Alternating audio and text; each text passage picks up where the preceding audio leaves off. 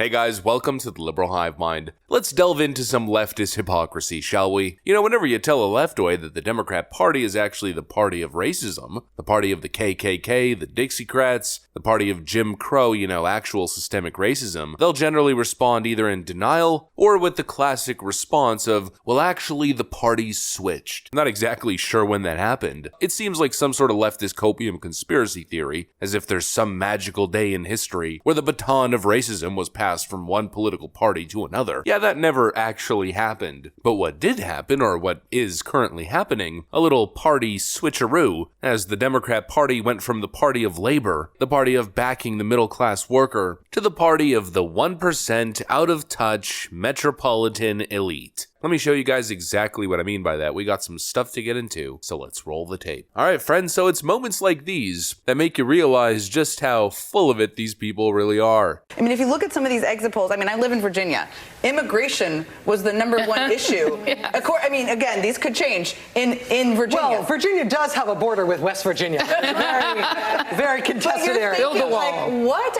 Typical Democrat behavior. NIMBY, not in my backyard. Well, it isn't happening here, so why should I care? Immigration turned out to be the top issue on the ballot for Republican voters in Virginia, and Jen Psaki just can't seem to understand it. She can't seem to fathom why people in Virginia would care about what's going on in Texas. Well, very simply, Jen, it's probably due to the fact that not everybody lives in a Manhattan, DC little left-wing bubble, working a cushy job from home, drinking their Starbucks latte, oblivious to the world around them. Most people understand that federal policy is important, and a broken immigration system with millions upon millions of people simply walking into your nation unvetted, most people understand that that's probably not a good thing and it's going to have long-term devastating consequences. Most people understand that open borders is horrible economic policy and leads to downward pressure on American citizen wages, especially wages at the lower ends of the economic scale. And get this, real crazy, well, they care. They care about their fellow Americans, whether or not it's happening on their doorstep. Not to mention, they probably care about the migrants themselves too, who in most cases are being taken advantage of, being sold false promises, literally victims of scams, paying thousands, sometimes upwards of $10,000 to cartel-connected coyotes, indebting themselves to the cartels, falling for marketing scams promising asylum and jobs in the US. Essentially selling the Democrat Party scam, Joe Biden's immigration scam. Many of these people locked in situations of indentured servitude, and of course that's not even close to the ugliest or nastiest part. There's the element of human trafficking, kidnap, abuse, a whole lot of ugly, not to mention drug mules and drug trafficking across the border. In other words, border policy is important because a nation without borders isn't a nation at all. And people know and understand this. But Jen Psaki and other elitist Democrats simply cannot wrap their head around it. Very simply because to them, politics isn't real life. Politics is all just an intellectual exercise, isn't it? Living in a big city, working in the realm of politics, it's more about winning political power and playing devil's advocate on issues. It's more about playing the elitist Washington game than it is about actually doing something constructive. Jen Psaki essentially says the quiet part out loud. The Democrats don't actually care as long as it doesn't affect them. They'll go on and on and on about black life, just how important black life is. They'll put the bumper sticker on their car, hashtag Black Lives Matter, but even mention the words Southside Chicago within Democrat circles, and watch how silent the room gets. Not an issue, don't actually care, as long as it's not affecting our neighborhoods. Well, then the problem doesn't actually exist. Our policy or our track record of failure on this particular issue, let's simply glance over it. Never actually happened. It's essentially out of sight, out of mind. That's why it was so easy to virtue signal back when there was no actual short-term political consequences or repercussion. It was so easy when Donald Trump, the evil anti-immigrant racist bigot in the White House, was putting immigrants in camps at the southern border. It was so easy back then to declare yourself a sanctuary city. But then the moment there's a fake refugee crisis created by the incompetent moron currently being puppeted in the Oval Office, and of course, as all the fake refugees are now seeking sanctuary in these sanctuary cities, now that it's affecting them in their own neighborhoods, well, it's a horrible crisis that's going to, quote, destroy New York City.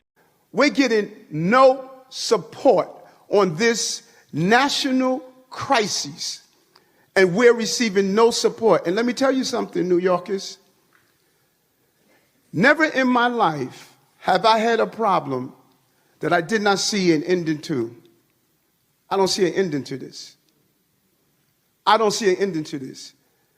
This issue will destroy New York City. Destroy New York City. Out of sight, out of mind. Not in my backyard. The Democrats will pretend like it's not happening. They'll simply lie and promote the most ridiculous theories about it being the last guy's fault. Whole move to try to come up with something by the administration and obviously bipartisan. That didn't come until it became clear it was going to be a major campaign issue. And only then did the Biden administration get interested in it. And every time I hear those hold on, let's be clear here, let me finish first. But every time we hear those talking points that suddenly it was Republicans who ruined the border, that's why people get so frustrated. We know what President Biden said about inviting people in. We know that he got rid of all the things that were keeping the border closed that President Trump had put in. We know that he got rid of all those. So when you say it's not his fault, that's literally not true. It's literally not true that he got rid of the veterans. It's true he got rid of he got rid of family separation. Did you see 7.2 million people come in during the Trump administration? It was a trickle. He got rid of the policy to tear children out of the arms of their parents. That's true. But it is not true.